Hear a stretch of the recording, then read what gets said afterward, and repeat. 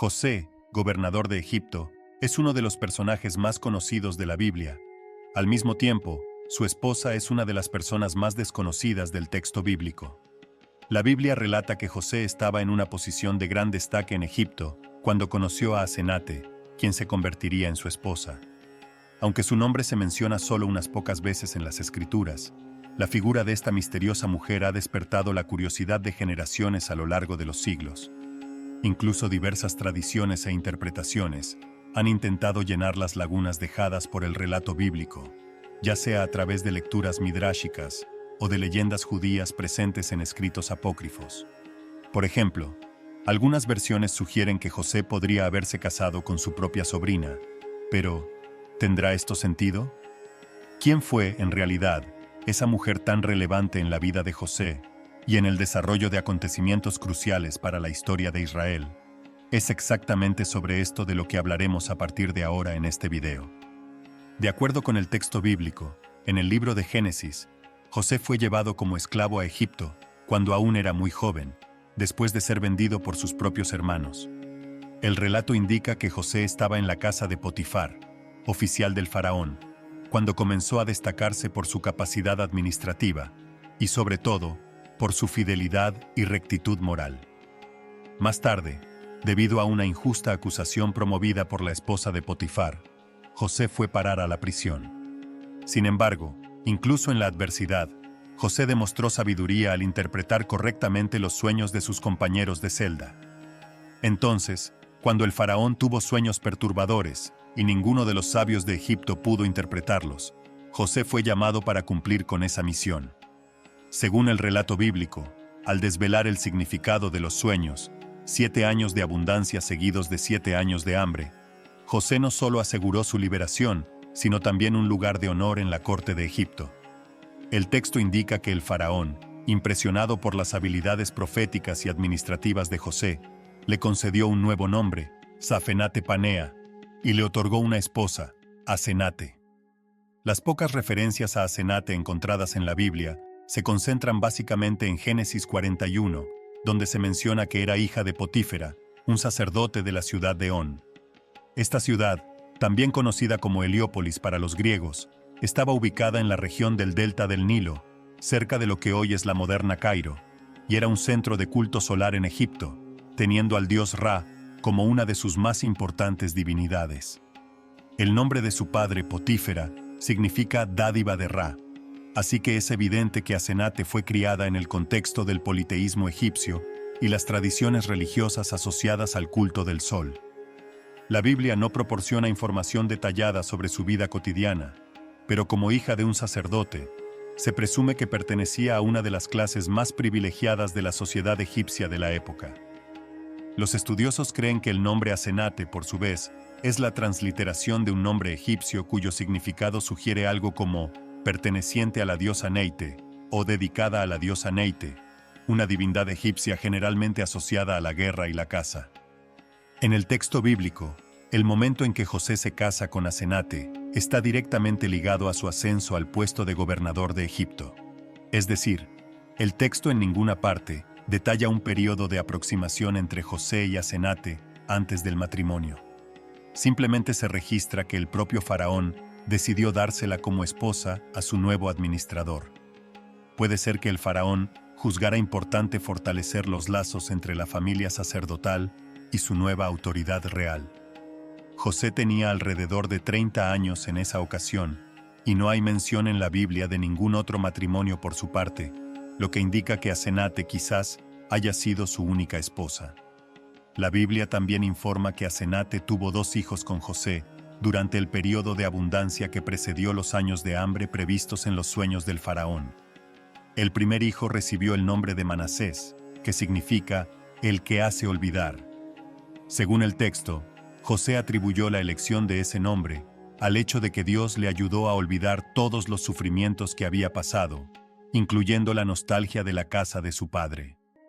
El segundo hijo fue llamado Efraín, cuyo significado trae la idea de ser fructífero o próspero. José explicó ese nombre al declarar: Dios me hizo próspero en la tierra de mi aflicción. Estos nombres, por lo tanto, revelan la esperanza y la gratitud que José nutría, incluso viviendo en tierra extraña y distante de sus hermanos y de su padre Jacob. Más adelante, en el capítulo 48 de Génesis, el texto bíblico revela que el patriarca Jacob, al reencontrarse con José, en cierto sentido adoptó a sus dos hijos, otorgándoles una bendición especial. Esto hizo que Manasés y Efraín se convirtieran en padres de tribus dentro de Israel, al lado de los demás hijos de Jacob. Cuando Jacob impuso las manos sobre ellos, algo inusitado sucedió. Efraín, el más joven, recibió la bendición principal en lugar de Manasés. José intentó corregir a su padre, colocando las manos de él adecuadamente, pero Jacob insistió en que su elección estaba siendo guiada por revelación divina. Así, Efraín se convirtió en la tribu más numerosa e influyente en el reino de Israel al norte, generando figuras notables como Josué y el profeta Samuel. Por más que Asenate tenga un papel fundamental en la consolidación de la familia de José, la Biblia no ofrece detalles sobre su vida más allá de lo ya mencionado. Su participación en la historia bíblica termina tan pronto como se menciona el nacimiento de Manasés y Efraín. No hay un registro de cuándo y cómo murió, ni de cómo lidió con la vida en la corte egipcia al lado de José. Tampoco se sabe exactamente cómo fue su relación con su suegro Jacob, y ni con los hermanos de José, quienes pasaron a vivir en Egipto después de la gran hambruna que azotó la tierra. Este silencio es un fenómeno común en algunos textos del Antiguo Testamento, especialmente cuando se trata de mujeres que entraron en la linaje o en la historia del pueblo de Israel, pero no tuvieron un papel profético o de liderazgo explícitamente reconocido. Además, el hecho de que Asenate fuera egipcia despierta aún más curiosidad, pues fue la madre de dos patriarcas de tribus de Israel, lo que levanta preguntas sobre su postura religiosa y su compromiso con la fe monoteísta. Ante las lagunas en la historia de Asenate, no es de extrañar que la tradición judía haya buscado explicaciones para responder a la siguiente pregunta: ¿cómo pudo José, un descendiente directo de Jacob, casarse con una egipcia, hija de un sacerdote pagano, y aún así tener hijos incluidos plenamente en la alianza? Entonces surgieron varias leyendas, interpretaciones e incluso textos apócrifos para tratar este punto. Por ejemplo, el Midrash, género de literatura rabínica que a menudo elabora y expande historias bíblicas para fines teológicos o pedagógicos, propone dos interpretaciones principales sobre Asenate. En una de esas interpretaciones, Asenate es identificada como hija de Diná, la única hija de Jacob. Según esa narrativa, después del episodio turbulento que involucró la violación de Diná por Siquem, Diná habría quedado embarazada, y la niña nacida fue enviada a Egipto, donde fue acogida por Potifar o Potífera y criada por él como hija adoptiva. En esta versión, el padre adoptivo de Asenate sería el mismo Potifar a quien José sirvió en Egipto, antes de ser encarcelado por una falsa acusación hecha por su esposa. En algunas variaciones de esta interpretación, Potifar habría planeado matar a José, pero Asenate lo alertó de que era inocente, por lo que, en lugar de ejecutarlo, optó por enviarlo a la prisión.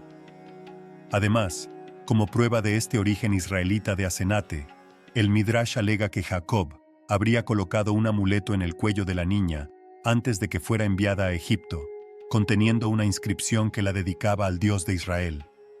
Entonces, muchos años más tarde, José supuestamente habría reconocido ese amuleto, percibiendo que Asenate era en realidad parte de la casa de Jacob, en lugar de egipcia, y así el matrimonio no implicaría violar su pureza étnica y religiosa. En otra interpretación, Asenate sería de hecho una mujer egipcia, criada en el contexto politeísta, pero que al conocer a José, se convirtió al monoteísmo. De hecho, el texto bíblico registra que José estaba completamente sometido al Dios de Israel, y esa fidelidad podría haber influido en su esposa. Así, ella se convertiría en una prosélita, rechazando los dioses de Egipto. Esta abordaje interpretativa, obviamente, parece haber surgido con el fin de destacar la idea de que en varios momentos, mujeres extranjeras fueron acogidas en la tradición de Israel al abrazar sinceramente la fe y la conducta judías, como Rahab y Ruth.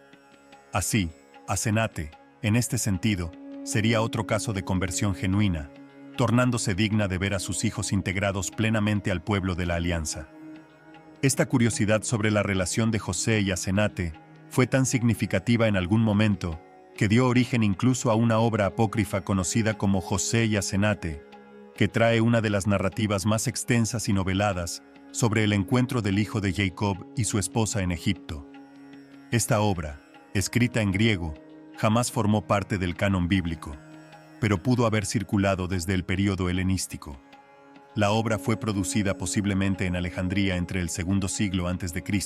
y el primer siglo después de Cristo, en el período romano. Su autor permanece desconocido, aunque se presume que era judío, o al menos alguien ligado a la cultura judía en la diáspora. En este texto, dividido en dos partes, la historia adquiere contornos típicos de una novela griega. El autor proporciona descripciones detalladas del primer encuentro de José y Asenate, marcado inicialmente por rechazo mutuo. En la obra, la personaje de Asenate surge como una joven rica, extremadamente hermosa, pero orgullosa de su origen. José, por su parte, demuestra cierto distanciamiento, rehusándose a tomar una esposa que cultive dioses extraños. Poco a poco, sin embargo, Asenate se ve tocada por el carácter y la fe de José, y comienza un proceso de arrepentimiento sincero, ilustrado por ayunos y oraciones al Dios de Israel. En el desarrollo del texto, José y Asenate finalmente superan sus diferencias, y ella se convierte, renunciando a los ídolos. La primera parte termina con el matrimonio de los dos. Ya en la segunda parte de la obra, surge un conflicto que involucra al hijo del faraón, quien se enamora de Asenate y conspira para eliminar a José. El desenlace de la obra está marcado por escenas de persecución y reviravoltas que culminan en la muerte del príncipe y la inesperada coronación de José como faraón. Obviamente, esta narrativa extrapola todo lo que el texto bíblico presenta. José y Asenate exhibe trazos de ficción y de novela épica, probablemente con la intención de abordar, en el contexto helenizado, cuestiones como la validez de los matrimonios mixtos, la importancia del arrepentimiento y el papel del pueblo de Israel en medio de culturas extranjeras. Por lo tanto, no se debe atribuir a esta obra ninguna autoridad histórica sobre el verdadero relacionamiento de José y Asenate, aunque, como documento antiguo, tenga su utilidad como testimonio del desarrollo del pensamiento y la literatura judía durante la diáspora. Ahora, volviendo a las interpretaciones midráshicas sobre la historia de Asenate, aunque estas versiones también no forman parte del canon bíblico, demuestran la preocupación del pensamiento rabínico por explicar cómo Manasés y Efraín, descendientes de Asenate, pudieron recibir bendiciones tan importantes, a punto de convertirse en líderes de tribus de Israel. En ambas interpretaciones, tanto en aquella en que Asenate posee origen israelita, como en aquella en que es una prosélita de la fe de Israel, quedan claros los esfuerzos rabínicos para mostrar que la providencia divina condujo la historia de modo a garantizar que el linaje de Jacob permaneciera intacta y libre de implicaciones negativas que podrían haber surgido de matrimonios mixtos, satisfaciendo así las expectativas teológicas e identitarias del pueblo judío. Entre las dos versiones, la idea de que Asenate se convirtió al Dios de Israel parece obviamente la interpretación más natural y la que más sentido tiene. Al fin y al cabo, nada impide que Asenate haya sido sensibilizada por los relatos de José acerca de las promesas divinas, asumiendo así la fe en el Dios de Israel y abandonando sus antiguos dioses.